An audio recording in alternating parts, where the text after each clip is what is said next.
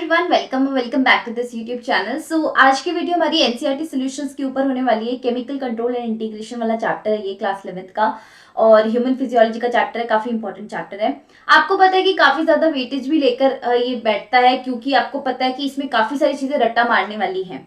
तो आज की वीडियो में हम एनसीईआरटी सॉल्यूशंस को पूरा डिस्कस करेंगे, क्योंकि हम एनसीईआरटी की थ्योरी पढ़ने के साथ साथ में सॉल्यूशंस को भी बहुत अच्छे से पढ़ेंगे, क्योंकि कंपटीशन इतना बढ़ रहा है कि हम एनसीईआरटी का एक एक कोना, हम एक एक वर्ड बिल्कुल नहीं छोड़ सकते हैं किसी भी कीमत पे, तो चाहे फिर वो सोल्यूशन ही क्यों ना हो। So let's just begin with our today's video. My name is Dikta Soni. Welcome back to this YouTube channel. जल्दी से स्टार्ट कर देते हैं आज की वीडियो। सबसे पहले यार फर्स्ट क्वेश्चन देखेंगे, डिफाइन द फॉलोइंग। आपसे पूछा गया है, तो एक्सोक्राइन ग्लैंड क्या होती है, एंडोक्राइन ग्लैंड क्या होती है, हार्मोन क्या होता है। सो एक्सोक्राइन ग्लैंड्स जो होती है, ये एक ऐसी ग्लैंड्स होती हैं जो अपना सिक्रीशन अपनी डक्ट्स में देती हैं। कि मान लो कि ये एक ग्लैंड है, इस ग्लैंड ने अपना जो भी सिक्रीशन दिया है, ये सिक्रीशन आएगा इस डक्ट के अंदर। वहीं पर अगर मैं एंडोक्राइन ग्लैंड की बात करूं, तो अगर ये एंडोक्राइन ग्लैंड होगी तो ये अपना पूरा का पूरा सिक्रीशन जो होती है वो ब्लड के अंदर डायरेक्टली दे देती है। मतलब कि एक्सोक्राइन ग्लैंड जो भी सिक्रीट करेंगी वो बड़ी बड़ी पाइप्स या डक्ट्स में सिक्रीट करेंगी, जबकि एंडोक्राइन ग्लैंड्स का सिक्रीशन या जो भी वो सिक्रीट करेंगी वो हमेशा और हमेशा कहाँ जाएगा, ब्लड के अंदर चला जाएगा, और ब्लड से पूरी बॉडी में सर्कुलेट होगा बॉडी की नीड्स के अकॉर्डिंग, राइट। सो ये एक्सोक्राइन और एंडोक्राइन में बेसिकली डिफरेंस होता है। इसीलिए एक्सोक्राइन ग्लैंड जो होती है उसके पास डक्ट होती है और एंडोक्राइन के पास डक्ट नहीं होती है। इसीलिए एंडोक्राइन ग्लैंड को हम बोल देते हैं डक्टलेस ग्लैंड। इसीलिए बोल देते हैं क्योंकि इसके पास डक्ट नहीं है, इसका सारा सिक्रीशन जाता है पूरा का पूरा ब्लड में, और ब्लड से टारगेट ऑर्गन तक, टारगेट टिश्यू तक, वहां तक चला जाता है। एंडोक्राइन ग्लैंड से को हम जनरली हार्मोन्स कहते हैं, जिसके बारे में इस पूरे चैप्टर में बात होती है। एक्सोक्राइन ग्लैंड्स में हार्मोन्स के बारे में कोई डिस्कशन नहीं होता, बिकॉज एक्सोक्राइन ग्लैंड का जो सिक्रीशन होता है वो कभी भी हार्मोन नहीं होता है। वो जैसे कि हमारे टीयर्स हो गए, सलाइवा हो गई, स्वेट हो गया, ये सब कुछ एक्सोक्राइन ग्लैंड सिक्रीट करती है डक्ट्स के अंदर। ठीक है, ये हार्मोन जैसी कोई कंडीशन यहाँ पर नहीं होती है। नंबर सी जो आपको बोला गया है के बारे में मैंने ऑलरेडी आपको बता दिया। हार्मोन्स जो होते हैं वो सिक्रीशन किसके होते हैं, एंडोक्राइन ग्लैंड के। साथ ही में हार्मोन्स कोई ऐसी चीज नहीं है जो हमारी बॉडी को न्यूट्रिशन देगी। जैसे कि हमारी बॉडी में विटामिन्स होते हैं, कार्बोहाइड्रेट्स होते हैं, प्रोटीन्स होते हैं, फैट होते हैं, ये सब हमारी बॉडी को न्यूट्रिशन फिर भी दे रहे होते हैं, लेकिन हार्मोन्स कभी बॉडी को न्यूट्रिशन नहीं प्रोवाइड करते हैं। हार्मोन्स हमेशा और हमेशा एक नॉन न्यूट्रिएंट केमिकल होता है। तो अगर आप देखेंगे नॉन न्यूट्रिएंट केमिकल यहाँ पर लिखा गया है हार्मोन के लिए, एंड साथ साथ में इंटरसेल्युलर मैसेंजर की तरह बिहेव करता है, क्योंकि अभी अभी मैंने आपको बताया कि ये हार्मोन्स जो होते हैं वो सीधे ब्लड के अंदर सिक्रीट होते हैं एंडोक्राइन ग्लैंड के थ्रू। अब ब्लड के थ्रू बह बह के कहाँ जाएंगे, ब्लड कहाँ जाता है, बाकी की ऑर्गन्स, बॉडी के पूरे ऑर्गन्स तक, टिश्यूज तक, है ना, यहीं तक ही तो जाता है ब्लड। तो सारे ऑर्गन्स और सारे टिश्यूज को वो ब्लड मिलेगा, तो ब्लड के साथ हार्मोन भी मिलेगा, क्योंकि ब्लड के अंदर ही तो था हार्मोन। तो वो हार्मोन है वो एक टिश्यू में, लेट्स सपोज इस टिश्यू में ये हार्मोन सिक्रीट कर दिया गया। अब आपको पता है इस टिश्यू के अंदर बहुत सारी सेल्स होंगी, क्योंकि सेल्स तो टिश्यूज तो अल्टीमेटली सेल से मिलकर बनते हैं। अगर एक हार्मोन एक सेल के पास पहुंचा, लेट्स सपोज यहां तक पहुंचा, ये अपना सिक्रीशन मतलब ये हार्मोन यहाँ तक भी, दूसरी सेल तक भी पहुंचेगा। ये अपना जो भी संदेशा आया है, मतलब जो भी हार्मोन, जैसे कि ग्रोथ हार्मोन आया है, ग्रोथ हार्मोन का अपने टारगेट टिश्यू तक पहुंचना था, वो पहुंच गया। अब टारगेट टिश्यू में हर एक सेल तक वो मैसेज पहुंचाना कि भाई ग्रोथ करनी है, तो वो मैसेज पहुंचाता रहेगा हर एक सेल तक, ताकि वो हर एक सेल जो है वो ग्रो करे और बड़ी हो पाए और एंड ग्रोथ हो पाए बॉडी की। तो कुछ इस तरीके से हार्मोन्स काम करते हैं, इसलिए हम इसको इंटरसेल्युलर मैसेंजर कहते हैं। क्यों? क्योंकि इंटरसेल्युलर का मतलब होता है दो सेल्स के बीच में मैसेंजर की तरह बिहेव करना। मतलब अगर एक सेल के पास कोई भी है किसी भी चीज की, तो वो सेल वाली इंफॉर्मेशन दूसरी सेल को भी दी जाएगी। इंटरसेल्युलर मैसेंजर ये कहलाते हैं। और ये जो होते हैं ये बहुत ज्यादा ट्रेस अमाउंट में सिक्रीट किए जाते हैं। ऐसा नहीं कि बहुत ज्यादा ये बॉडी में सिक्रीट किए जा रहे हैं, बहुत ज्यादा कम सिक्रीट किए जाते हैं, ज्यादा ये सिक्रीट नहीं होते हैं ब्लड के अंदर। ठीक है, तो ये ट्रेस अमाउंट में सिक्रीट होने वाले इंटरसेल्युलर मैसेंजर्स होते हैं, जो कि नॉन न्यूट्रिएंट केमिकल होता है। एंड ये एंडोक्राइन ग्लैंड का सिक्रीशन होता है, which is the ductless gland. I hope I am very very clear about this question. आगे चलते हैं नेक्स्ट क्वेश्चन की तरफ। Diagrammatically indicate the location of various endocrine gland in our body. ये आपकी पूरी एनसीईआरटी से उठकर आया हुआ क्वेश्चन है, एनसीईआरटी में ही दिया हुआ ये डायग्राम है। आप देखेंगे अब चैप्टर जब शुरू होता है तो सेकंड पेज पर ही आपको राइट हैंड साइड पर दिया हुआ है ये डायग्राम, जहां पर आपको बताया जाता है कि ये आपकी सर में होता है एक तो हाइपोथैलेमस, जो कि सबसे ज्यादा सुपीरियर ग्लैंड होती है। पिट्यूटरी के ऊपर भी एक मास्टर ग्लैंड होती है। पिट्यूटरी को वैसे हमारी बॉडी की मास्टर ग्लैंड कहा जाता है, क्योंकि ऑलमोस्ट बहुत सारी चीजों का ये कंट्रोल रखती है अपने पास में, इसीलिए मास्टर ग्लैंड कहते हैं। लेकिन पिट्यूटरी को भी कोई कंट्रोल करने वाला होता है जिसको हम सुपर मास्टर ग्लैंड कहते हैं, विच इज हाइपोथैलेमस। अब हाइपोथैलेमस जो भी सिक्रीशन देता है वो पिट्यूटरी को पूरा का पूरा मैनेज करके रखता है। मतलब हाइपोथैलेमस से सिक्रीट होने वाले हार्मोन्स पिट्यूटरी को मैनेज करके चलते हैं। पिट्यूटरी से जो भी हार्मोन सिक्रीट हो रहे हैं, कितना होना है कितना नहीं होना है, कब रुकना है कब ज्यादा करना है, वो सब चीजें हाइपोथैलेमस से कंट्रोल में होती है। इसीलिए हाइपोथैलेमस को सुपर मास्टर ग्लैंड कहते हैं। इसी के साथ में यहाँ पर एक पीनियल ग्लैंड भी प्रेजेंट होती है जो कि हमारे सोने जागने का कंट्रोल रखती है, मेंस्ट्रुअल साइकिल, काफी सारी चीजों का कंट्रोल इसके पास होता है। बट मेनली जो हमारा स्लीप साइकिल होता है ना, वो इसका कंट्रोल पीनियल ग्लैंड के पास होता है। फिर यहाँ पर आपकी थायराइड और पैराथायराइड ग्लैंड होती है। थायराइड आगे की साइड में, डोर्सल साइड में पैराथायराइड ग्लैंड होती हैं कुछ इस तरीके से। एंड साथ ही में आपके पास देखेंगे आप थाइमस होती है यहाँ पर, जहां पर आपके लंग्स प्रेजेंट होते हैं। यहाँ पर बीच में जो आपकी कैविटी होती है वहीं पर थाइमस ग्लैंड भी प्रेजेंट होती है। ये इसके बाद में, थाइमस ग्लैंड के बाद में पेनक्रियाज हो गया। पेनक्रियाज भी एक ग्लैंड होती है जिसको हम हेटेरोक्राइन ग्लैंड बोलते हैं। ये एक्सोक्राइन और एंडोक्राइन दोनों की तरह बिहेव करती है। इंसुलिन एंड ग्लूकागोन जैसे हार्मोन्स को सिक्रीट करती है। एंड साथ ही में एड्रिनल ग्लैंड होती है जो कि किडनी के ऊपर एकदम टोपी के रूप में प्रेजेंट होती है। काफी सारे टाइप के हार्मोन्स ये भी सिक्रीट करती है, जैसे कि कॉर्टिकॉइड्स जितने भी होते हैं वो सारे यही सिक्रीट करती है। फियर फाइट फ्लाइट हार्मोन जो 3F हार्मोन होता है उसको भी यही सिक्रीट करती है, which is adrenaline and non adrenaline hormones. And साथ ही में टेस्ट ओवरी यहाँ पर प्रेजेंट होते हैं। आपको पता है पेल्विक पार्ट के अंदर, अगर बॉय है तो पेल्विक पार्ट में टेस्टिस होगा, फीमेल है तो ओवरी होगा पेल्विक पार्ट में। तो कुछ इस तरीके से पूरा का पूरा एंडोक्राइन ग्लैंड जो होती है बॉडी में डिस्ट्रीब्यूटेड होती है। इस तरीके से आप बता सकते हैं डायग्रामेटिकली, ठीक है। अच्छा जी, तो आगे बढ़ने से पहले मैं आपको एक बहुत इंपॉर्टेंट इन्फॉर्मेशन के बारे में बताना चाहती हूँ, वो है एमबीसैट। यार देखो, तुमको पता है नीट का एग्जाम बहुत ज्यादा इंपॉर्टेंट है। हमारा सबका ड्रीम है, राइट? हमारा सबका ये ड्रीम होता है कि हम एम्स जैसे कॉलेजेस में पढ़े जाकर। तो यार वहां तक पहुंचने के लिए पीछे बहुत मेहनत लगती है, बहुत ज्यादा मेहनत लगती है। अगर आप सोचते हो कि आप नॉर्मल पढ़ोगे और पहुंच जाओगे वहां तक, तो बिल्कुल पॉसिबल नहीं है। अगर इतना ही पॉसिबल होता हर कोई एम्स में बैठा होता। लेकिन यार मैं लिटरली मन से चाहती हूँ कि तुम इतनी अच्छे से प्रैक्टिस करो कि तुम एम्स तक पहुंचो, क्योंकि NEET exam is all about two things. First one is how much you are prepared, आपकी नॉलेज कितनी है, आपकी प्रैक्टिस कितनी है। नॉलेज बहुत लोगों को होती है बट सब लोगों को प्रैक्टिस नहीं होती है। प्रैक्टिस जिस बंदे को होती है उसको पता होता है ना कि टाइम मैनेजमेंट मुझे कैसे बिठाना है, कैसे मुझे 3 घंटे 20 मिनट में पेपर खत्म करके ओमार भर के एक बार वापस चेक भी कर लेना है। वो सारी चीजें एक स्किल होती है जो कि आप धीरे धीरे बिल्ड करते हैं, है ना। किसी को जन्मजात उसके पास वो स्किल नहीं होती, वो धीरे धीरे बिल्ड करी जाती है। और कैसे वो बिल्ड होती है? प्रैक्टिस कर करके। इसीलिए हम आपको और प्रैक्टिस करवाना चाहते हैं, आपके ड्रीम कॉलेज तक पहुंचाना चाहते हैं, ताकि आपने जो नॉलेज गेन करी है वो नॉलेज गेन करने का फायदा भी आपको पहुंच सके।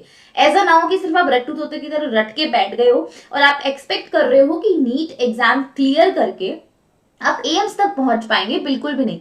एम्स या फिर किसी भी गवर्नमेंट मेडिकल कॉलेज, जो छोटा मोटा गवर्नमेंट मेडिकल कॉलेज भी होता है, वहां तक भी कोई बच्चा नहीं पहुंच पाता अगर उसकी प्रैक्टिस अच्छी नहीं है तो। इसीलिए प्रैक्टिस आपकी बहुत ज्यादा अच्छी होनी चाहिए नीट एग्जाम के लिए। सबसे पहला आपका नीट एग्जाम को क्लियर करने का मेन तत्व यही होता है, प्रैक्टिस। एंड द सेकंड तत्व इज आपका कॉन्फिडेंस। सेल्फ कॉन्फिडेंस तब बूस्ट होता है जब आपके मार्क्स बहुत अच्छे आ रहे होते हैं मॉक टेस्ट में। अगर मान लो तुम्हारे मार्क्स किसी भी मॉक टेस्ट में ऊपर नीचे हुए बिगड़े तो तुम्हें ही प्रॉब्लम होती है। बाद में तुम ही सोचते हो, खुद पे डाउट करते हो कि यार मुझसे शायद नहीं हो पाएगा, इस बार नहीं हो पाएगा, अगली बार कर लेंगे, है ना, या फिर हम 1 साल का और ड्रॉप ले लेंगे। तो यार आई वांट टू से यू कि आपके साथ ही ये प्रॉब्लम नहीं है। ऐसे लाखों बच्चे जिनके साथ में सेम प्रॉब्लम होती है। इवन मैंने ये भी बहुत सारी चीजें देखी हुई है अपने टीचिंग एंड स्टूडेंट दोनों टाइप के करियर के अंदर, कि बहुत सारे बच्चे होते हैं जो पेपर देते हुए इतने ज्यादा डीमोरलाइज्ड हो जाते हैं, उनका मोराल इतना गिर जाता है, कॉन्फिडेंस इतना गिर जाता है, खुद पे बिल्कुल भी कॉन्फिडेंस नहीं होता। और थोड़ा बहुत भी उन्होंने 20-30% भी सिलेबस करके अगर वो मॉक टेस्ट देने बैठे ना, वो 20-30% से आया हुआ सवाल भी वो क्लियर नहीं कर सकते हैं। क्यों? क्योंकि कॉन्फिडेंस इतना गिरा हुआ होता है। उस टाइम पे पेन ही छोड़ देते हैं, पेपर ही छोड़ देते हैं और खाली बैठ जाते हैं उस टाइम पर। और इतना फ्रस्ट्रेटेड और इतना ज्यादा प्रॉब्लमेटिक कंडीशन हो जाती है वो वाली। तो यार ये वाली चीजें तो ना करो, है ना, उसको थोड़ा सा बीट करने के लिए अपन को और प्रैक्टिस करनी पड़ेगी। प्रैक्टिस के लिए वेदांतु लेकर आया तुम्हारे लिए mega Vedantu scholarship admission test MVSAT। ये आपका यार ऑफलाइन एग्जाम होगा, हालांकि ये ऑनलाइन भी है, आप घर बैठ के भी दे सकते हैं, लेकिन ऑफलाइन में आपको काफी सारे फायदे हैं। अब मैं फायदे में आपको बताती हूँ क्या क्या है। ऑफलाइन दोगे तो सबसे पहला सबसे बड़ा फायदा कि जो तुम्हारी असली जंग तुम लड़ने जा रहे हो, जो कि नीट और जेई एग्जाम है, वो जंग या ओलंपियाड भी हो सकते हैं तुम्हारे, वो जंग में तुम्हारा पेपर किस तरीके का आ रहा है ऑफलाइन। अगर तुमने ऑफलाइन पेन पेपर मोड में नीट का पेपर आता है, पेन पेपर मोड में अगर तुमने घर पे प्रैक्टिस नहीं की तो व्हाट्स द पॉइंट, कोई पॉइंट ही नहीं है ना, मतलब। तो उसी लिए आपको प्रैक्टिस उसी वे में करनी पड़ेगी जिस वे में आपका मेन पेपर मेन एग्जाम होने वाला है। उसी पर्टिकुलर टाइम ड्यूरेशन में उतने ही क्वेश्चंस वैसे ही पैटर्न में आप बैठकर सॉल्व करेंगे। और साथ ही मैं सोचूं कि अगर आप ऐसे क्वेश्चन सॉल्व करते हो और उसके बाद में आपको रिवॉर्ड्स भी देखने को मिले। रिवॉर्ड्स कौन कौन से आपको मिलते हैं मैं आपको बता दूं। अगर आप MVSAT में अच्छी रैंक लेकर आते हैं और अगर आपने ऑफलाइन टेस्ट दिया है, mind my words, offline test दिया है, तो ऑनलाइन टेस्ट वालों को भी कुछ रिवॉर्ड्स दिए जाएंगे, बट ये जितने भी रिवॉर्ड्स यहाँ पर स्क्रीन पर दिख रहे हैं वो सारे के सारे ऑफलाइन वालों के लिए तो पक्का ही पक्का है, ऑनलाइन वालों के लिए इनमें से कुछ एक ही है। तो देखिए सुनिए, अगर आप ऑफलाइन पेपर लिख कर आते हैं और आपकी रैंक अच्छी आती है तो हम चुनेंगे आप में से टॉप 7 कैंडिडेट्स, है ना, टॉप 7 कैंडिडेट्स ऐसे चुनेंगे जिनके अच्छे मार्क्स आए हुए हैं, जो अपनी अपनी कैटेगरी, चाहे आप 11th नीट के, 11th जेई के, 12th नीट या 12th जेई के, या 8 9 10 फाउंडेशन के बच्चे हैं, इन सभी कैटेगरी में से एक एक बच्चा हम चूज करेंगे। जो भी अच्छा परफॉर्मर होगा उनको 5 दिन की फुली पेड वेदांतु की तरफ से फ्री आपको स्पेस रिसर्च प्रोग्राम में ट्रिप प्रोवाइड करवाई जाएगी। अगर आप अपनी नॉलेज और बूस्ट करना चाहते हो और शर्मा जी के बेटे और शर्मा जी की बेटियों को, शर्मा जी के पूरे परिवार को जलाना चाहते हैं, तो आप ये 5 दिन की ट्रिप बिल्कुल भी मिस नहीं कर सकते हैं। तो ये ट्रिप मिस ना करना चाहो, अगर आप अपनी लाइफ में कुछ नया एक्सपीरियंस करना चाहते हैं और अगर आप इसरो में विजिट करना चाहते हैं, सोचो जरा, इसरो में विजिट करने का मौका सबको नहीं मिलता है। अगर आपको इसरो में विजिट करने का मौका मिले तो आपकी आपकी फैमिली में आपकी जो इज्जत होगी वो मतलब पता नहीं कितने गुना बढ़ जाएगी, है ना। तो आप इसरो में भी विजिट कर सकते हैं, ठीक है। तो ये आपको तब मिलेगा जब आप ऑफलाइन पेपर लिखेंगे। तो please make sure that you are registering yourself for MVSAT। अभी के अभी तुरंत रजिस्टर कर लो। डिस्क्रिप्शन बॉक्स या पिन कमेंट्स में आपको लिंक मिलेगा MVSAT पे रजिस्टर करने के लिए। ऑफलाइन पेपर कंडक्ट होगा, कब कब कंडक्ट होगा वो बता देती हूँ। 2 दिसंबर, 3 दिसंबर, 9 दिसंबर और 10 दिसंबर 2023, मतलब अभी कुछ ही दिनों में आपका पेपर कंडक्ट होने वाला है। ऑफलाइन सेंटर्स कौन हैं? चेन्नई, कोयम्बटूर, मदुरई, पांडिचेरी, त्रिची, हैदराबाद, विजयवाड़ा, विशाखापट्टनम, नागपुर, औरंगाबाद, पटियाला, मुजफ्फरपुर, दिल्ली, बैंगलोर एंड पुणे। ये 15 सिटीज है जहां पर ये पेपर कंडक्ट करवाया जा रहा है ऑफलाइन मोड के अंदर। अगर आप इन सिटीज के आस से भी बिलोंग करते हैं तो आई विल सजेस्ट कि please make sure that you are registering yourself offline, क्योंकि आप अपना नियरेस्ट सेंटर चूज कर सकते हैं और वहां पर पेपर दे सकते हैं। अगर आप इनमें से किसी भी सिटी के आसपास भी नहीं है तो please make sure that you are registering yourself for online exam, क्योंकि एग्जाम देना यार बहुत इंपॉर्टेंट होता है। जब तक आप पेपर से डर डर के भागते रहोगे ना, तब तक आप भूल जाओगे आप नीट और जेई के लड़ सकते हो, है ना। योद्धा अगर प्रैक्टिस में तलवार लड़ाने से ही डरेगा तो वो मेन युद्ध में जाके कैसे लड़ेगा? उसको तो 1 मिनट में मारने में टाइम नहीं लगेगा, मतलब सामने वाली टीम इतनी ज्यादा शक्तिशाली होगी कि तुमको मार के 1 सेकंड में मतलब भगा देगी, तो तुम करोगे क्या वहां पर? इसीलिए तुम्हें प्रैक्टिस अपनी बना के रखनी है।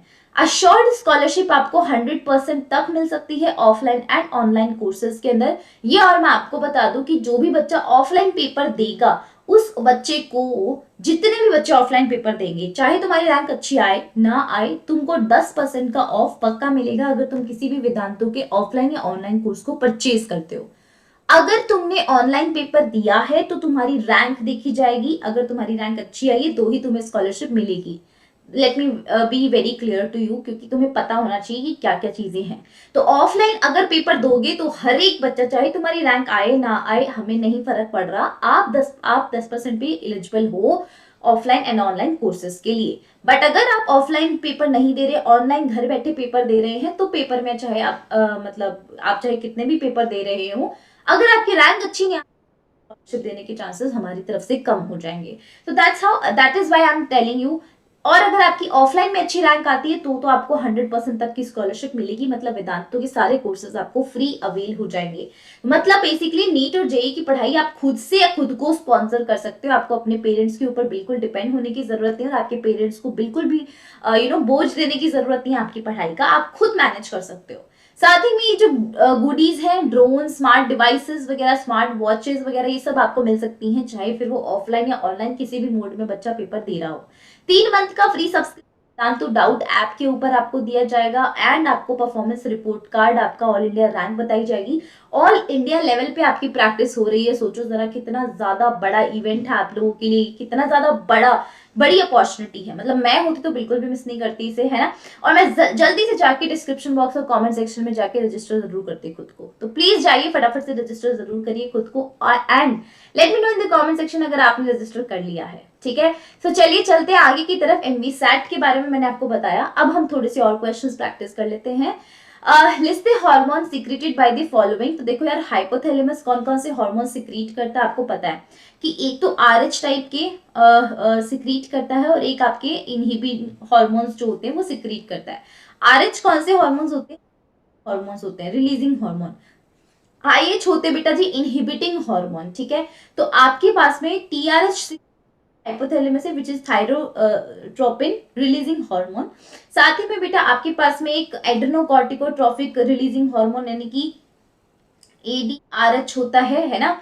एड्रेनालिन कॉर्टिकोट्रोफिन रिलीजिंग हार्मोन ये भी होता है। फॉलिकुलर स्टिमुलेटिंग हार्मोन जो होता है आपके पास में एफएसएचआरएच भी होता है।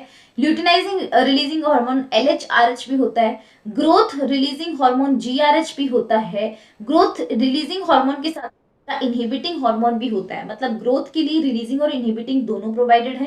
प्रोलैक्टिन के लिए रिलीजिंग होता है और इनहिबिटिंग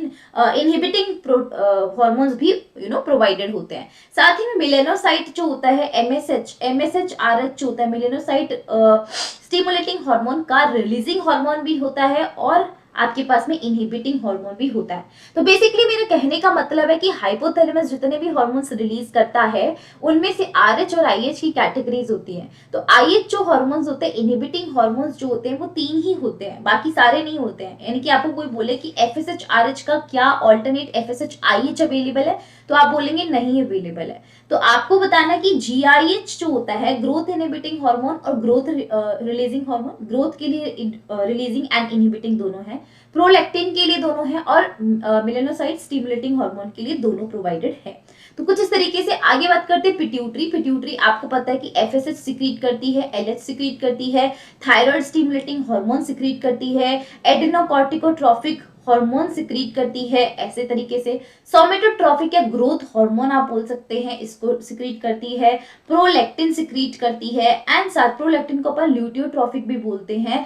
साथ ही के अंदर आपको पता है कि जो पिट्यूटरी में लोब्स प्रेजेंट होती हैं, वैसे तो सबसे एक तो बड़ी लोब होती है जो सबसे आगे वाली लोब होती है, उसके बाद मिडिल वाली होती है, उसके बाद सबसे पोस्टीरियर लोब होती है। तो एंटीरियर लोब जो होती है उससे ये सारे हार्मोन सीक्रेट होते हैं जो यहाँ पर लिस्टेड है। एंड साथ में मिडिल लोब जो होती है बेटा जी, वो मिडिल लोब एंटीरियर लोब में ही अपन काउंट कर लेते हैं, वहां पर ज्यादा अलग से नहीं बताई जाती, ऐसा एनसीईआरटी बोलती है। तो मिडिल लोब से जो सीक्रेट होने वाला हार्मोन होता है वो मेलेनोसाइट स्टिमुलेटिंग हार्मोन होता है, वो एमएसएच होता है, ठीक है। तो वो एंटीरियर लोब में ही काउंट कर लिया जाता है क्योंकि बहुत छोटी होती है मिडिल लोब, तो उसको अलग से नहीं पढ़ते हैं। फिर पोस्टीरियर लोब जो होती है पिट्यूटरी के, से 2 हार्मोन सीक्रेट होते हैं, एक ऑक्सीटोसिन होता है, एक वेसोप्रेसिन होता है। वेसोप्रेसिन एक एंटी डाययूरेटिक हार्मोन होता है, एडीएच। तो ये हार्मोन्स जो होते हैं पोस्टीरियर पिट्यूटरी से रिलीज होते हैं। आगे बात करें थायराइड। थायराइड से 3 हार्मोन्स होते हैं बेटा जी, आपके थायरॉक्सिन होता है, ट्राई आइडोथायरोडिन T3 होता है, T4 होता है, साथ में कैल्सिटोनिन आपके पास में ये हार्मोन सीक्रेट होते हैं। पैराथायरॉयड ग्लैंड जो होती है पैराथार्मोन सीक्रेट करती है, पैराथार्मोन को अपन कॉलिप्स हार्मोन भी कहते हैं। एड्रिनल ग्लैंड कौन से हार्मोन सीक्रेट करती है बेटा? एड्रिनल ग्लैंड जो होती है अपने पास में आपको पता है कॉर्टेक्स रीजन होता है एड्रिनल ग्लैंड में, मेडुला रीजन होता है। तो cortex region and medulla region से कौन कौन से हार्मोन्स आते हैं? कॉर्टेक्स रीजन से आते हैं glucocorticoid, mineralocorticoid and sex corticoid. Sex corticoid जो होते हैं उनमें बेटा जी टेस्टोस्टेरोन वगैरह ये आते हैं। एड्रिनल मेडुला जो होता है वहां से कौन से 2 हार्मोन सीक्रेट होते हैं? मैंने आपको बताया कि जो 3F हार्मोन होता है ना, फियर फाइट फ्लाइट, तो एपिनेफ्रिन यानी जिसको एड्रेनलिन बोलते हैं, नॉर एपिनेफ्रिन जिसको नॉर एड्रेनलिन बोलते हैं, ये सिक्रीट होते हैं। पेनक्रियास से क्या सिक्रीट होता है? इंसुलिन, ग्लूकागॉन, सोमेटोस्टेटिन स्टैटिन भी सिक्रीट होता है। टेस्टिस क्या सिक्रीट करते हैं? सिक्रीट करते हैं जैसे कि टेस्टोस्टेरोन। ओवरी क्या सिक्रीट करती है? एस्ट्रोजन सिक्रीट करती है जिसको अपन एस्ट्राडायोल भी बोल सकते हैं। प्रोजेस्टेरोन एंड रिलैक्सिन जैसे हार्मोन सिक्रीट करती है। थाइमस क्या सिक्रीट करता है? Thymosin hormone. एट्रियम क्या सिक्रीट करता है? जो हार्ट होता है ना, हार्ट का एट्रियम, वो एएनएफ नाम का एक हार्मोन सिक्रीट करता है जो बीपी को कम करने का काम करता है, जीएफआर को कम करने का काम करता है ना। तो ये काम करता है एएनएफ एंड ये हार्ट से सिक्रीट होता है, कहां से? एट्रियम से। किडनी क्या सिक्रीट करती है? Renin hormone and erythropoietin hormone. GI यानी कि जो हमारी गैस्ट्रो इंटेस्टाइनल ट्रैक्ट होता है, वो क्या क्या हार्मोन सिक्रीट करती है? Gastrin, secretin, cholecystokinin, enterocrinin, duocrinin, villikinin. आपको सारे याद करने की जरूरत नहीं, जो एनसीईआरटी में गिवन है वो आप याद कर सकते हैं। Next question, filling the blanks. Hypothalamic hormones की टारगेट ग्लैंड कौन होती है? तो हाइपोथैलेमस हार्मोन की पिट्यूटरी ग्लैंड होती है। आपको पता है हाइपोथैलेमस सुपर मास्टर ग्लैंड होती है। सुपर मास्टर ग्लैंड का पूरा कंट्रोल मास्टर ग्लैंड के ऊपर होता है। मास्टर ग्लैंड कौन है? पिट्यूटरी है मास्टर ग्लैंड, तो उसको पूरा कंट्रोल करने का काम करती है हाइपोथैलेमस ग्लैंड। उसके बाद थायराइड की बात करें तो थायराइड जो होता है वो थायरोट्रोपिन जो होता है, ये हार्मोन थायराइड के ऊपर कंट्रोल करता है, क्योंकि thyroid is a target gland उसके लिए। कॉर्टिकोट्रोफिन जो होता है, एसीटीएच कॉर्टिकोट्रोफिन, ये किसको टारगेट करता है? एड्रिनल कॉर्टेक्स को। गोनेडोट्रोफिन जो एलएचएफएसएच होता है बेटा जी, ये किसको करता है? गोनैड्स को। ऑब्वियसली बात है कि मेल और फीमेल के जो गोनैड्स होते हैं, टेस्टिस एंड ओवरी, इसको कंट्रोल करने का काम या टारगेट ग्लैंड इनका ये होता है। मेलेनोट्रोपिन जो होता है वो हमारी बॉडी के अंदर स्किन जो होती है उसका वो होता है उसका टारगेट ग्लैंड। मतलब किसी की स्किन डार्क होती है, किसी की स्किन लाइट होती है, तो ये इस हार्मोन पर डिपेंड करता है, ठीक है। कुछ इस तरीके से अपन बता सकते हैं इसको भी। नेक्स्ट क्वेश्चन की तरफ चलते हैं। Right short notes on the function of the following hormones. PTH parathyroid hormones का फंक्शन क्या है? तो पैराथायराइड हार्मोन्स जो होते हैं हमारी बॉडी के अंदर यानी हमारी ब्लड के अंदर कैल्शियम लेवल को मेंटेन करने का काम करते हैं। कैल्शियम लेवल के साथ ही साथ में आपको देखो यार, आपकी पैराथायराइड हार्मोन्स जो होते हैं वो आपकी ब्लड में कैल्शियम लेवल इंक्रीज करते हैं। इसी के विरुद्ध में जो कैल्सिटोनिन होता है वो कैल्शियम लेवल कम करता है, यानी कि जो बाकी के जो T3 T4 हार्मोन्स होते हैं वो कैल्शियम लेवल कम करते हैं, जबकि ये कैल्शियम लेवल बढ़ाता है। तो पैराथायराइड एंड थायराइड हार्मोन्स जो होते हैं वो एक दूसरे के उल्टे होते हैं, उल्टा काम करते हैं, एंटी होते हैं। तो कैल्शियम लेवल बढ़ाने का काम पैराथायराइड हार्मोन का होता है, जबकि फॉस्फेट आयंस जो होते हैं उनका लेवल घटाने का काम भी पैराथायराइड का होता है। तो पैराथायराइड कैल्शियम को बढ़ा भी रहा होता है और फॉस्फेट को घटा भी रहा होता है, तो दोनों काम इसका होता है। थायराइड ग्लैंड सिक्रीट करता है, क्या फंक्शन होता है? थायराइड ग्लैंड 3 टाइप के हार्मोन सिक्रीट करते हैं, thyroxine, triiodothyronine and calcitonin. Thyroxine and triiodothyronine जो होता है वो मेटाबॉलिज्म पे कंट्रोल करता है, बॉडी की जो भी मेटाबॉलिज्म होती है उस पर कंट्रोल करता है, ग्रोथ को प्रमोट करता है बॉडी टिश्यूज के, साथ ही में टिश्यू डिफरेंशिएशन को कंट्रोल स्टिमुलेट करता है। ये कैल्सिटोनिन जो होता है वो ब्लड में कैल्शियम लेवल की कॉन्सेंट्रेशन को मेंटेन करता है। मैंने कहा ना अभी आपको, PTH parathyroid hormone and thyroid gland से सिक्रीट होने वाला हार्मोन कैल्सिटोनिन। तो पीटीएच एंड कैल्सिटोनिन एक दूसरे के एंटी काम करते हैं। पीटीएच ब्लड में कैल्शियम लेवल बढ़ाता है तो कैल्सिटोनिन कम करता है, ठीक है। उसी के साथ में थाइमोसिन की बात करें तो थाइमोसिन हार्मोन जो होता है ये किससे सिक्रीट होता है? थाइमस से। ये काम क्या करता है? सेल डिवीजन को एक्सेलरेट करता है, मतलब सेल डिवीजन बढ़ा देता है। ये स्टिमुलेट करता है डिफरेंशिएशन एंड डेवलपमेंट को। किसकी डिफरेंशिएशन डेवलपमेंट को? टी लिम्फोसाइट के। आपको पता है टी लिम्फोसाइट्स जो होती है वो हमारी सुरक्षा, डिफेंस मैकेनिज्म जो हमारी बॉडी की होती है उसमें कितनी हेल्पफुल होती है, इसीलिए इसको डिफरेंशिएट एंड डेवलपमेंट करने का काम टी लिम्फोसाइट का होता है। एंड सेक्सुअल मैच्योरिटी जो होती है उसके उसको भी अटेनमेंट करने का काम इसी का होता है, थाइमस का।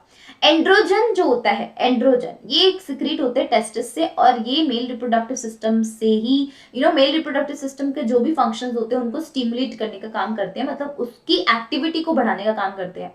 चाहे फिर वो स्पर्म का फॉर्मेशन क्यों ना हो, स्पर्म की फॉर्मेशन को बढ़ाएंगे, फॉर्मेशन ऑफ स्पर्म्स को इंक्रीज करना हो, टेस्टिस जो होते हैं वो एंड्रोजन सिक्रीट करते हैं और इसकी वजह से ही सारा होता है। जो भी मेल की जो secondary sex accessory glands secondary organs secondary characters होते हैं बच्चों, सेकेंडरी सेक्सुअल कैरेक्टर्स जो मेल के होते हैं, जैसे आवाज भारी होना, दाढ़ी मुचकाना, ये सब कुछ टेस्टिस के थ्रू कंट्रोल किया जाता है। तो male sexual behaviour and sex अर्ज जो होती है, ये सब कुछ टेस्टिस से सिक्रीट होने वाले एंड्रोजन्स के थ्रू आती है। Next is estrogen. तो एस्ट्रोजन जो होते हैं वो ओवरी से सिक्रीट होते हैं और फीमेल रिप्रोडक्टिव ट्रैक्ट को पूरी तरीके से ग्रो करवाते हैं और उसी का पूरा कंट्रोल रखते हैं। जैसे कि ओवम का डिफरेंशिएट होना, ओवम का डेवलप करना, बाकी फीमेल के जो सेकेंडरी सेक्स कैरेक्टर्स होते हैं जैसे कि आवाज का पतली होना, बॉडी शेप, एवरीथिंग, वो सब कुछ कंट्रोल में होता है किसके, एस्ट्रोजन के। Next is insulin. ग्लूकागोन क्या करते हैं, इंसुलिन जो होते हैं बच्चा जी, आपकी बॉडी पेनक्रियाज में बीटा सेल होती है, वहां से सिक्रीट करवाए जाते हैं, ये बीटा लिखा हुआ है, ठीक है, बीटा सेल से सिक्रीट करवाए जाते हैं। ये इंसुलिन आपके ब्लड के अंदर ग्लूकोज लेवल हमेशा कम करेगा। जैसे कि आपका ये ब्लड है, तो ब्लड के अंदर ग्लूकोज लेवल कम करेगा। ब्लड में ग्लूकोज कम करने का मतलब हो गया कि ब्लड ने सारा ग्लूकोज किसको दे दिया, एक सेल को दे दिया। क्योंकि ब्लड जब जाता है न्यूट्रिएंट्स लेकर, वो किसको बांट के आता है पूरी बॉडी में, सेल्स को, बाकी टिश्यूज को, ऑर्गन्स को। तो सेल्स, टिश्यू, ऑर्गन सबको बांट दिया इसने ग्लूकोज, तो ब्लड में एक भी ग्लूकोज नहीं बचा। ब्लड में ग्लूकोज नहीं बचेगा बच्चों तो ही हमारे लिए अच्छा है, लेकिन अगर मान लो ब्लड में ग्लूकोज बच गया, दैट मीन्स कि तुम्हें शुगर हो जाएगी। क्योंकि अगर ब्लड में ग्लूकोज ज्यादा हो गया, टिश्यूज और ऑर्गन तड़प रहे हैं ग्लूकोज के लिए, उनको मिल नहीं रहा है, और ब्लड में ग्लूकोज ज्यादा हो गया है बिकॉज ऑफ इंसुलिन, क्योंकि इंसुलिन ने अपना काम ढंग से नहीं किया, इंसुलिन था ही नहीं वहां पर। अगर ब्लड के अंदर इंसुलिन नहीं है तो इंसुलिन अपना काम कैसे करेगा। इंसुलिन का काम होता है कि ग्लूकोज को उठा के ब्लड से किस में रखना, टिश्यूज या ऑर्गन्स में। बट अगर इंसुलिन है ही नहीं तो ग्लूकोज टिश्यूज या ऑर्गन के पास नहीं जाएगा और अल्टीमेटली ब्लड में अपने आप ही बढ़ जाएगा, और बढ़ते बढ़ते फिर वो किडनी के पास जाएगा, किडनी उसे बाहर निकालेगी, किडनी तो उसे छान के बाहर निकाल देगी ग्लूकोज को यूरिन के साथ में। इसीलिए यूरिन के साथ में ग्लूकोज आएगा और उस पेशेंट को अपन बोलते हैं भाई उसको शुगर हो गया है, उसको शुगर की बीमारी हो गई है, उसका ब्लड ग्लूकोज लेवल काफी ज्यादा हाई रहता है। तो ग्लूकागोन इसके उल्टा काम करता है, दोनों एंटी होते हैं आपस में। जैसे कि इंसुलिन ब्लड में ग्लूकोज लेवल कम करता है, बीजीएल कम करके रखता है, तो ये बीजीएल बढ़ाता है, ये ग्लूकागोन को ग्लूकोज को बढ़ाता है। मतलब जब हमारे ब्लड के अंदर बिल्कुल ही कम हो जाता है ना ग्लूकोज, तो उसको करता है बढ़ाने को मेंटेन करता है ग्लूकागोन। अगर मान लो ग्लूकागोन की एक्टिविटी कुछ ज्यादा ही होगी तो फिर इंसुलिन आएगा, ग्लूकागोन को बोलेगा भाई शांत हो जाओ, तुमने इतना ग्लूकोज लेवल बढ़ा दिया है, काम का नहीं है इतना, इसलिए उसको कम कर देते। तो इंसुलिन आएगा फ्रेम में और इंसुलिन उस ग्लूकोज लेवल को कम कर देगा। तो ये आपस में एक दूसरे को ना बैलेंस आउट करते चलते हैं। ग्लूकोज लेवल का मेंटेनेंस जो होता है वो इंसुलिन ग्लूकागोन के हाथ में रहता है। इसीलिए हम बोलते हैं बेटा जी इंसुलिन जो होता है काफी इंपॉर्टेंट आपका हार्मोन होता है, ये बीटा सेल से सिक्रीट किया जाता है, और आपकी जो ग्लूकागोन होता है वो अल्फा सेल से सिक्रीट किया जाता है, ठीक है। तो ये आपके ग्लूकोज लेवल को मेंटेन करके चलते हैं। Next question, give examples of hyperglycemic hormones and hypoglycemic hormone. Hyperglycemic hormone का मतलब है जो आपकी ब्लड के अंदर ग्लाइसेमिक मतलब ग्लूकोज का लेवल बढ़ाए, हाइपर मतलब बढ़ाना।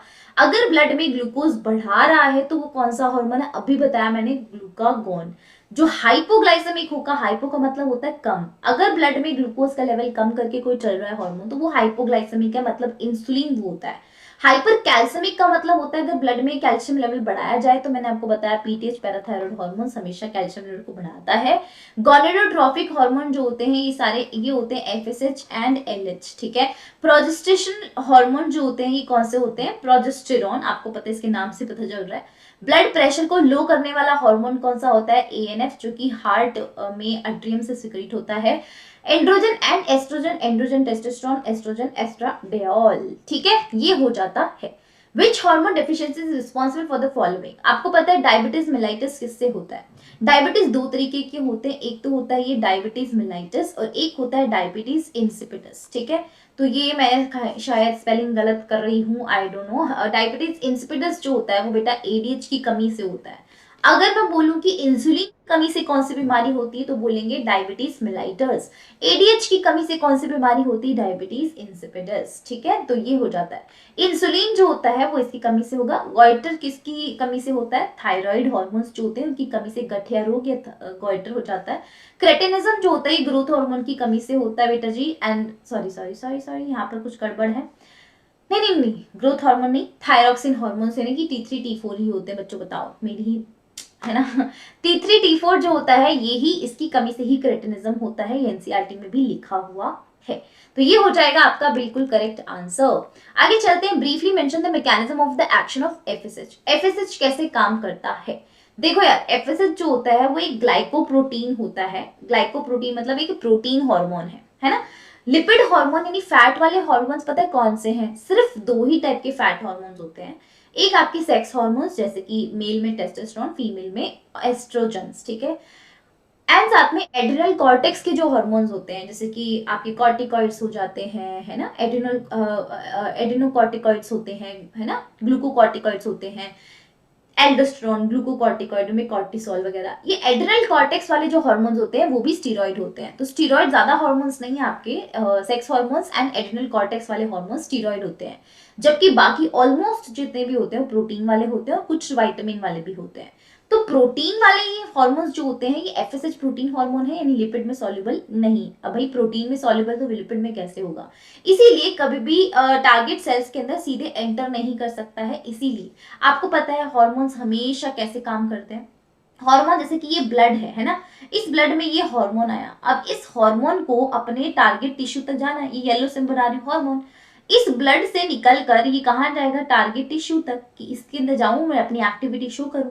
पर टारगेट टिश्यू में एक्टिविटी शो करने के लिए टारगेट टिश्यू में घुसना पड़ेगा। घुसने के लिए बेटा जी कैसे घुस पाएंगे? टिश्यू, टिश्यू किससे बनता है? सेल से। सेल की बाहर की लेयर कौन होती है? Plasma membrane. प्लाज्मा मेम्ब्रेन किसकी बनी होती है? फॉस्फोलिपिड की। तो अगर ये मेम्ब्रेन लिपिड की बनी हुई है और ये जो आपका हार्मोन आ रहा है ये प्रोटीन है, तो बताइए जरा सा, ये प्रोटीन लिपिड में सॉल्युबल होकर क्या अंदर घुस सकता है? बिल्कुल भी नहीं। अगर ये लिपिड का बना हुआ होता, लिपिड सॉल्युबल होता, है ना, स्टीरॉइड हार्मोन होता, तो ये बिल्कुल लिपिड में से आसानी से मेम्ब्रेन को क्रॉस करते हुए अपना काम कर सकता था। बट अब ये मेम्ब्रेन को क्रॉस नहीं कर सकता। इसीलिए इसके लिए क्या होता है बेटा जी, ऐसा तो है नहीं कि भाई सेल इतनी बावली है, इतनी बेवकूफ है कि अगर प्रोटीन वाला हार्मोन आया, अगर उसको बॉडी को जरूरत है, सेल को जरूरत है, तो सेल इसको अंदर एंटर नहीं करने देगी।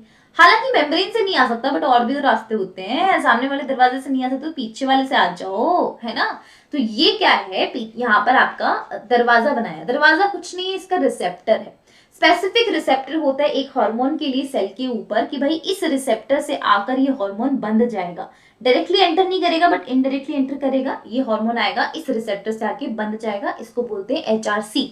एचआरसी का मतलब होता है हार्मोन रिसेप्टर कॉम्प्लेक्स। ये ये सेल की सरफेस के ऊपर बनता है और ये रिसेप्टर कॉम्प्लेक्स बना दिया। अब ये कॉम्प्लेक्स जो होता है बेटा जी, क्या होता है? This complex causes the release of an enzyme adenylate cyclase from the receptor site. जहां पर रिसेप्टर है, रिसेप्टर से एक एंजाइम को रिलीज करवाया जाएगा। कौन से एंजाइम को? एडिनाइलेट साइक्लेज नाम के एंजाइम को। ये एंजाइम अंदर जाकर बॉडी के मतलब इस सेल के अंदर जाकर सेल साइक्लिक एडिनोसिन मोनोफॉस्फेट, जिसको CAMP बोलते हैं, सेल साइक्लिक एडिनोसिन मोनोफॉस्फेट, ये जो होता है एटीपी से बनाता है। ये एंजाइम अंदर CAMP बनाएगा एटीपी से, है ना, मतलब एटीपी को ब्रेक डाउन करेगा और एटीपी को ब्रेक डाउन करके CAMP बनाएगा, साइक्लिक एडिनोसिन मोनोफॉस्फेट। ये बनाकर ये एडिनोसिन मोनोफॉस्फेट जो होता है बेटा, ये एग्जिस्टिंग एंजाइम जो होता है सिस्टम ऑफ द सेल, मतलब ये एक्टिवेट कर देता है पूरे के पूरे सिस्टम को, सेल के पूरे सिस्टम को, मेटाबॉलिक एक्टिविटीज को एक्टिवेट कर देता है। सेल के अंदर मेटाबॉलिक रिएक्शंस बहुत ज्यादा चलने लगती है और ये हार्मोन जो होता है बेटा, ये hormone, the hormone is called the first messenger, this is the secondary messenger. तो यहाँ पर ये होता है सेकेंड मैसेंजर। मतलब अगर ये हार्मोन लिपिड सॉल्युबल होता तो ये हार्मोन खुद अंदर जाता और सबको इंफॉर्मेशन दे देता कि भाई मैं टेस्टोस्टेरोन हूं या मैं एस्ट्रोजन हार्मोन हूं और मेरे काम ये है। अगर मैं इस सेल में आऊंगा तो टेस्टोस्टेरोन या एस्ट्रोजन हार्मोन, मान लो एस्ट्रोजन हार्मोन आया, वो अंदर घुस गया सेल के, अब वो एक्टिविटी शो करेगा, फीमेल सेक्स कैरेक्टर्स, है ना, सारी चीजें, ओवम का बनना, ओव्यूलेशन होना, ये सारी चीजें शो करवाएगा और काम करवाएगा। लेकिन अगर वो सॉल्युबल ही नहीं है, अंदर एंटर ही नहीं कर पा रहा है, तो प्रोटीन सॉल्युबल हार्मोन है, प्रोटीन सॉल्युबल हार्मोन होने की वजह से वो बाहर ही रह जाएगा। अब बाहर रह गया तो अपनी इंफॉर्मेशन अंदर कैसे डाले सेल के? इसीलिए इसके लिए कुछ चीजें बनाई जाती है कि भैया जैसे ही ये एचआरसी बनता है, बनते ही यहाँ पर अंदर की साइड में एक हार्मोन, एक एंजाइम रिलीज होता है, दैट इज एडिनाइलेट साइक्लेज। ये एडिनाइलेट साइक्लेज जो आता है वो सेल के अंदर जाकर एटीपी के ऊपर काम करता है और इसी एटीपी को तोड़कर साइक्लिक एडिनाइलेट मोनोफॉस्फेट बना देता है। ये साइक्लिक एडेनाइलेट मोनोफॉस्फेट सेकेंडरी मैसेंजर की तरह बिहेव करता है। सेकेंडरी मैसेंजर मतलब कि भाई हार्मोन से जो भी इंफॉर्मेशन आ रही है वो उसको पूरी सेल में पहुंचाएगा, है ना, कि इस हार्मोन आया है, इस हार्मोन ने ही इंफॉर्मेशन भेजी है कि भैया उसने कहा है कि मेटाबॉलिक एक्टिविटी बढ़ा दो, तो बढ़ा दो, बढ़ा दी यहाँ पर। तो CAMP तभी अपना काम करेगा जब इसको प्राइमरी मैसेंजर से मैसेज मिलेगा। भैया सिंपल सी बात है ना कि दो दोस्त हैं, एक नंबर 1 एक नंबर 2, इस नंबर 2 के दोस्त को एक नंबर 3 दोस्त तक एक इंफॉर्मेशन पहुंचानी है। तो नंबर 1 ने बोला कि मैं डायरेक्टली नहीं पहुंचा सकता नंबर 3 तक, तो तुमको क्या करना है, नंबर 2 के थ्रू ले जाना है। नंबर 1 अपनी इंफॉर्मेशन नंबर 2 को देगा, नंबर 2 नंबर 3 को देगा, ऐसे तो होता है। अगर ये ऐसे देगा तभी तो जाके पहुंचेगी। अगर मैं मान लू कि भाई नंबर 2 जो है बंदा वो इंफॉर्मेशन नंबर 3 को दे, तो बेटा वो तभी तो देगा जब इसको खुद को इंफॉर्मेशन मिलेगी नंबर 1 से। तो पहला मैसेंजर कौन है, ये नंबर 1। वैसे ही हमारा पहला मैसेंजर यहाँ कौन है, हार्मोन। नंबर 2 मैसेंजर कौन है, ये CAMP। अब ये जाएगा नंबर 3 तक। नंबर 3 कौन होगा, सेल। उस सेल के अंदर एंट्री मारेगा, सारी की सारी पूरी सेल में अनाउंसमेंट कर देगा, भैया ये हार्मोन आया था, अंदर नहीं एंट्री कर पा रहा, तो उसका मैसेज हम आप तक पहुंचा रहे हैं कि आप अपनी एक्टिविटीज को बढ़ा दो, मेटाबॉलिक रिएक्शंस बढ़ा दो, क्योंकि हार्मोन का आदेश आया है। तो पूरी की पूरी सेल अपनी मेटाबॉलिक एक्टिविटीज को बढ़ा देंगी। और ये रिसेप्टर कॉम्प्लेक्स जो होता है changes the permeability of the cell membrane to facilitate the passage of the materials through it। कोई भी मटेरियल्स को पास करना है, आपको पता है कि हमेशा प्लाज्मा मेम्ब्रेन रिस्पॉन्सिबल होती है इन सब चीजों के लिए। किसी भी चीज का ट्रांसपोर्ट करवाना हो सेल के अंदर, वो हमेशा प्लाज्मा मेम्ब्रेन के थ्रू होता है। लेकिन जैसे ही HRC बन जाता है उस प्लाज्मा मेम्ब्रेन पे, तो उस प्लाज्मा मेम्ब्रेन की परमेबिलिटी चेंज हो जाती है कि अगर मान लो कोई इंपॉर्टेंट चीज आनी है तो प्लाज्मा मेम्ब्रेन की नहीं चलती, फिर HRC की चलती है। HRC जो चाहेगा उस हिसाब से अंदर चीजें एंटर करेगी। ये सारी की सारी सेल्स की एक्टिविटी को पूरी इंक्रीज करके रख देता है, और ये सारे के सारे डिजायर्ड मटेरियल जो भी इसको चाहिए होते हैं वो सब इसके अंदर एंट्री करते हैं, क्योंकि प्लाज्मा मेम्ब्रेन की परमिएबिलिटी इसने इंक्रीज कर दी है ना, इसने चेंज कर दी मतलब। तो कुछ इस तरीके से पूरा FSH या कोई भी प्रोटीन हार्मोन ऐसे ही काम करता है, ठीक है। अब हम बात करते हैं मैच द फॉलोइंग ये क्वेश्चन की। तो मैच द फॉलोइंग यार देखो, T4 हार्मोन जो होता है वो कहाँ से रिलीज होता है, थायराइड से। बार बार हम कितनी बारी करें मतलब।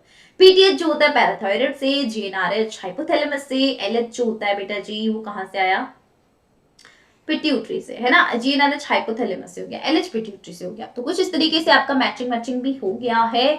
और ये हो गए बेटा जी सारे questions complete. I hope you like this session, I hope आपको सारी चीजें समझ में आ गई होंगी।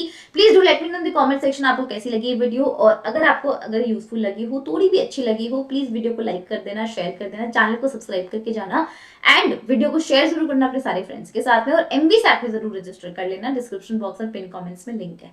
Bye, take care, till then अच्छे से पढ़ते रहिए, मस्त रहिए, बाय।